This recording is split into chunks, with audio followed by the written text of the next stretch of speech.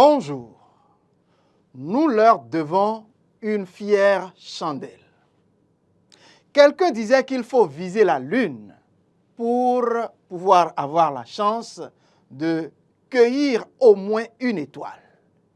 Eh bien, c'est réellement ce que viennent de nous offrir certains jeunes béninois qui sont entrés avec fracas dans la cour des grands de football.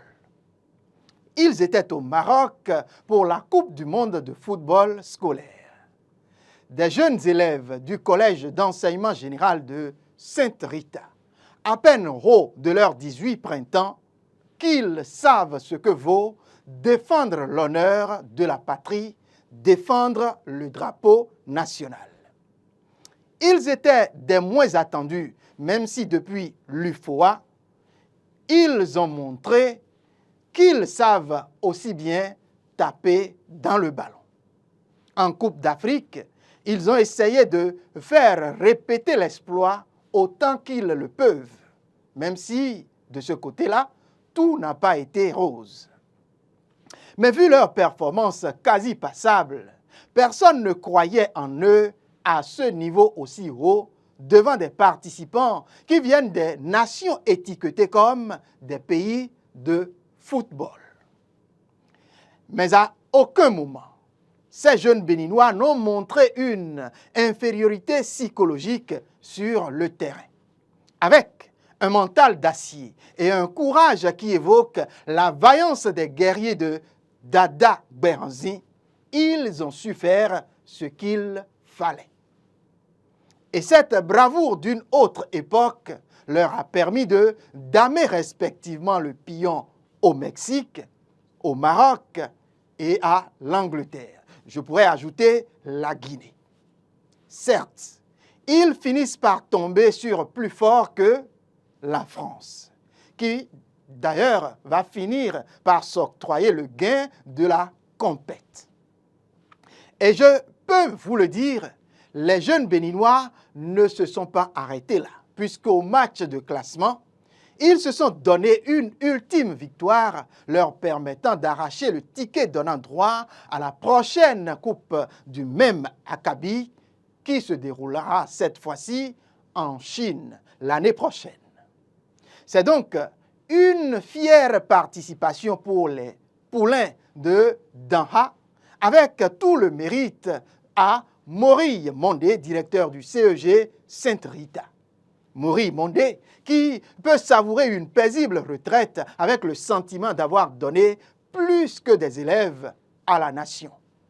C'est surtout une qualification qui honore le drapeau national. Sortir 5e d'une compétition mondiale comme celui du football, comme celle du football, j'allais dire, derrière la France et bien d'autres pays, attention, il fallait le faire. Et cerise sur le gâteau, les jeunes Béninois s'en sortent avec la palme du beau but de la compétition. Un but enfilé contre l'Angleterre après 8 passes successives sans que les joueurs de l'équipe adverse n'eussent touché pour la moindre fois la balle. Il est donc évident que le travail bien fait a payé. Et c'est ce que je me tue chaque jour, chaque fois que Dieu me donne le souffle, à dire à nos dirigeants. Une compétition se prépare avec l'esprit, le temps et même avec du cœur. Les jeunes ont été mis au vert pendant plus d'un mois dans les conditions plus ou moins optimales. Et à l'arrivée, les résultats n'ont pas été décevants, je dirais pas du tout alors. Comme quoi, la précipitation habituelle à laquelle on nous a habitués et qu'on nous connaît, entre autres, est l'un des agents approbateurs qui entraîne les multiples défaites qui nous suivent et nous poursuivent telle une poisse. Pour preuve, vous aviez vu comment les nôtres ont été préparés pour l'UFOA B, dernier du côté de la Côte d'Ivoire. Une préparation à l'à peu près qui n'a pas permis aux protégés de Mathias Deguenon de gagner tout au moins 2 rencontres de suite. avec des joueurs incapables d'exécuter des tirs au but malgré les multiples exploits de leurs gardiens de but qui arrivent à arrêter 3 tirs au but de l'équipe adverse. Bon, passons, car nos responsables ont tellement l'esprit ailleurs que tout ce que nous disons semble la dernière de leurs nombreuses préoccupations. Ce qui est sûr, je vous le promets, nous y reviendrons. Revenons à ces jeunes garçons qui ont su nous faire rêver, nous faire vibrer et qui certainement portent l'espoir d'une partie du football béninois. Et sur eux, je commence déjà par nourrir des inquiétudes. Oui, mon inquiétude à leur propos, c'est ce qu'on fera d'eux dès leur retour. À quelle sauce seront-ils dégustés avec, ou plutôt après cet exploit qu'il convient de saluer? Nous avons déjà presque tout vu dans ce pays, surtout sur le plan du football et je dirais de sport en général. C'est pourquoi je me permets de rêver en silence, de rêver tout bas. Sinon, bon nombre de ces enfants pourraient bien être du fer de lance du football béninois dans les années à venir. Mais personne ne pourra aujourd'hui l'affirmer. En tout cas, moi, je me permets de les féliciter, de les encourager.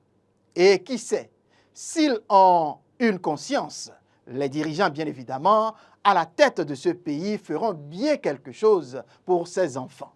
Je peux bien et je veux bien le croire, puisque autre temps, autre mœurs, disons. Alors, nous leur devons une fière chandelle. N'est-ce pas, chers amis? Et oui, on leur dit félicitations et merci pour ce qu'ils ont fait pour le football et pour la patrie. Merci à vous, au revoir.